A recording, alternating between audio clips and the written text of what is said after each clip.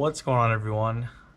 Today I'm going to do a different style of video. I'm going to preview my event schedule for 2020 and kind of give you some insight on why I'm going to go to each event and just what's kind of pulling me in. Alright, so this year I have some obligations in March and just earlier stuff. So I won't actually be starting my big tournament schedule until about mid-April.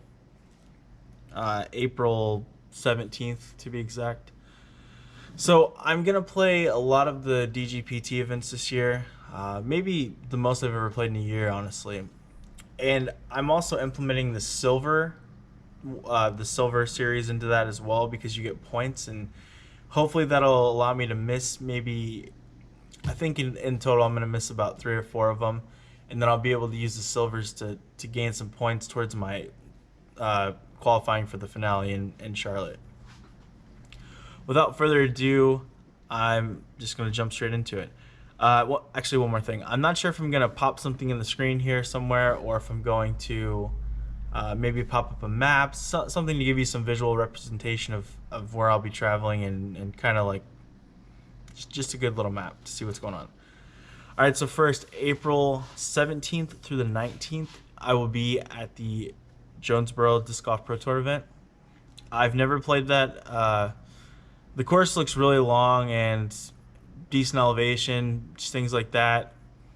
It should fit in my game really well. So yeah, I feel like Jonesboro is gonna fit my game quite well. Actually, I feel like most of these Disc Golf Pro Tours are gonna fit my game, so a little more confidence. Can't say no to that. And then from there, I go up to Davenport, Iowa, and I play the Rumble. That's usually my marquee starting event of the year. Great courses over there. Actually, I've had one year where I gave a really good shot at winning it, so it's pretty special to me. I really want to go there and have a good showing. The courses are great too. Camden 2, maybe Middle Park again, I'm not sure, and then Westlake Park in Davenport, Iowa. So really good stuff there. So then after that, I have the next weekend. I am coming back here for May 2nd, my birthday actually. I'll be doing clinics at the Illinois Amateur Championships. That's a staple event here in Central Illinois for amateur players. In previous years, you've gotten a basket in the players pack. It's really awesome. This year, I think you're getting I think they're the G Series grip bags, so another good ploy to come out and play. We're also changing the courses from Sunset Hills is being taken out and Kennel Lake is being added. So that's a new course over in Morton, right down the road from Northwood. So you could play Golds while you're in town or whatever you want. So it's a really nice event, and I'll be running free clinics Saturday night. So then after that tournament, I have a couple weeks off, and I will be going up to Rockford, Illinois for the Forest City Frenzy. It's at Anna Page Park. I've played there a couple times. I've never played the South course, but I've played West and East multiple times. So that's a new A tier on the schedule. I'm excited for that. And then the following week, the 23rd and the 24th of May, I might possibly head over to the Des Moines Challenge. It's one of the few I have a question mark on here. My wife has a bachelorette party thing. She's in a wedding that weekend, so I just kind of need to clear up a few things, but it should be a go.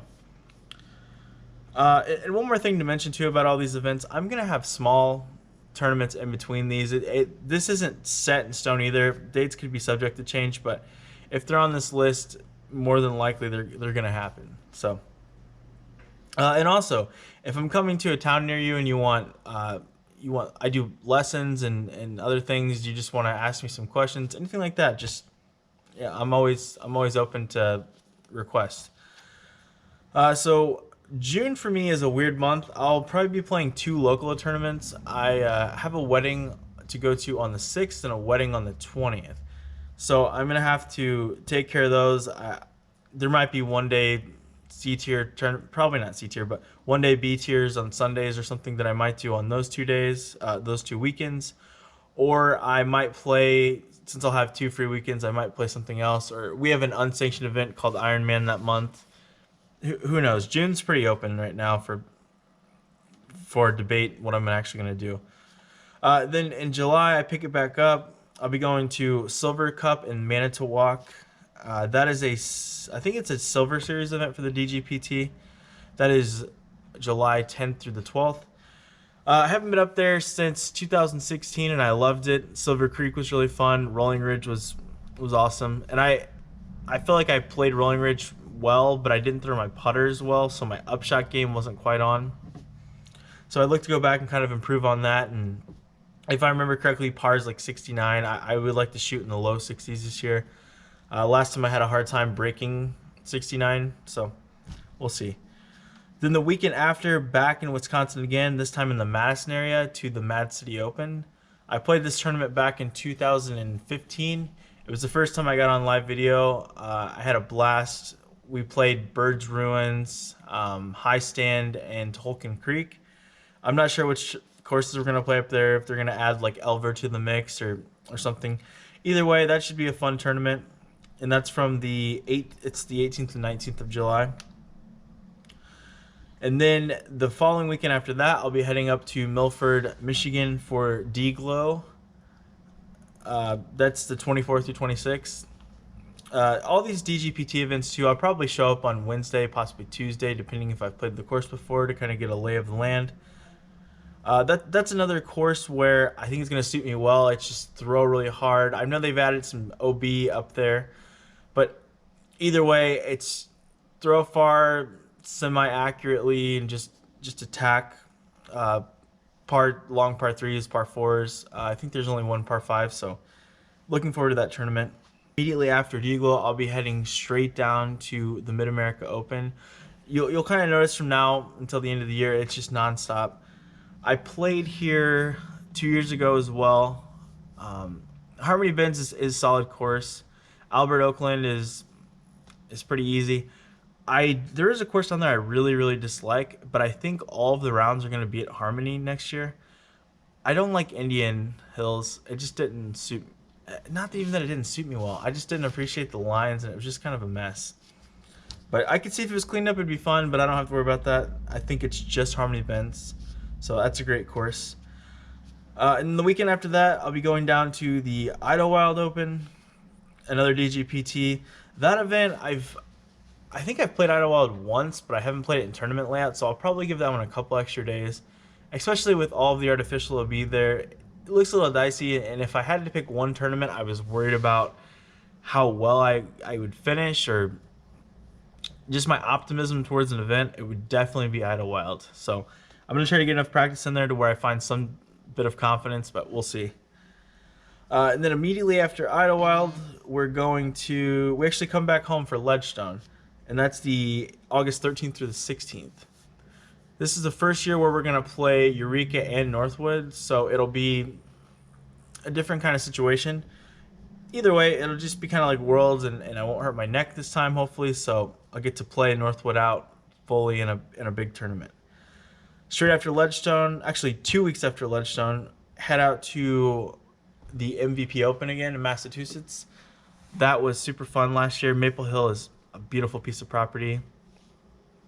I probably don't need to go out there as early as last year because that course literally never changes, or at least there's no big changes. So that'll be great. And this is the first time I'm actually going to have an extended stay on the road. So I'm going to stay out after the MVP Open. I'm going to head up to Vermont for the Green Mountain Championship after that. Never played up there, but it just looks beautiful. I think it's Fox Run and Brewster Ridge, if I remember the names correctly. And then one's like one's pretty wooded, and the other one's just it's not necessarily just wide open, but it's got like tight OB lines, long holes, things like that. So I'm pretty excited to go check that out as well. And then after that, I have a little bit of a lull there, maybe a 3-week gap or so, where I'm considering going down and playing the Music City Open. That's the only national tour spot I'm probably going to hit this year. I don't know how it works out that way. It just kind of does. But either way, I saw that course last year. It was just super long. If you notice a trend here, I get excited for super long courses where I just throw really hard and accurately to 450, 500 feet, just crushing drives, and then just that kind of golf just suits my game well. And then other than that, the only thing I have mentioned here would be the USDGC and the DGPT finale if I get enough points to qualify, or if I qualify for the USDGC. I would really like to go do Monday qualifying if I don't qualify for the USDGC. That's just it's a pretty big commitment, to fly out there or drive. It's like a 13-hour drive for me. Either way, if I go all the way out there on the Monday, let's say I qualify, that's going to be it turns into a pretty costly week, because I guess play starts on like Wednesday or something, so who knows. All right, so after the Green Mountain Championship in Vermont, I have a couple-week break that, once again, I might fill with some B tiers or something like that. And then I'm thinking about playing the Music City Open in Nashville, Tennessee. It's another just open-air bomber course. It looked pretty fun. I watched some coverage from last year, and it's also the National Tour finale. So it'll be pointless as far as points go for the National Tour, but it still looks like it'd be a fun course to go maybe play. So that one's another tentative maybe, question mark. And then, as you'll notice for the reoccurring trend here, these are just my bigger tournaments, so these are all A tier or above, and there's about 14 on here, I think, something like that. Yeah, there's 14, if I include my last one here. So if I'm able to, I would love to qualify for the USDGC. That would be my next stop after Music City, or next notable stop, I suppose. And that's October 7th through the 10th. That one's been... I've never qualified yet, and I've thought about doing Monday qualifying. The only problem is, if I go out there on a Monday and if I don't qualify, I come back home, whatever. But then if I stay, that's just a lot of money and a lot of time there put into that. Whereas if I could just qualify for the event, I could get there a couple days later. So let's say if I have to qualify on Monday, I'm not going to want to practice that while I'm qualifying, because that's almost just a waste of money, because I'm going to have to get my game plan beforehand. So it'll change when I have to get there about 2 or 3 days. Could sway either way, depending on if I qualify prior or if I have to do the Monday qualifying. So either way, I'm not sure. We'll just kind of see how the year goes, and hopefully I can just qualify naturally and I won't have to do something like that. And then other than that, if I qualify for the Disc Golf Pro Tour finale in Charlotte, it should be the week or 2 weeks after the USDGC. So that pretty much does it for my year. Lots of new events here, I think.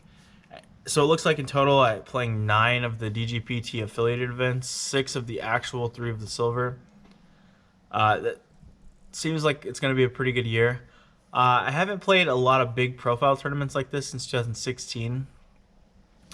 Personally, a couple thoughts in my head.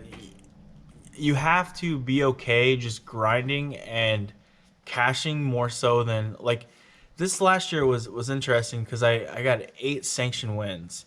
My wins next year, unless I really click, I mean, it's not impossible, but they'll mainly come in the early part of the year. I have a lull, and like I said, in June, and then, or maybe at the end of the year, because I'll be playing smaller B tiers then, and things like that. It won't be such big fields, stack fields, and everything.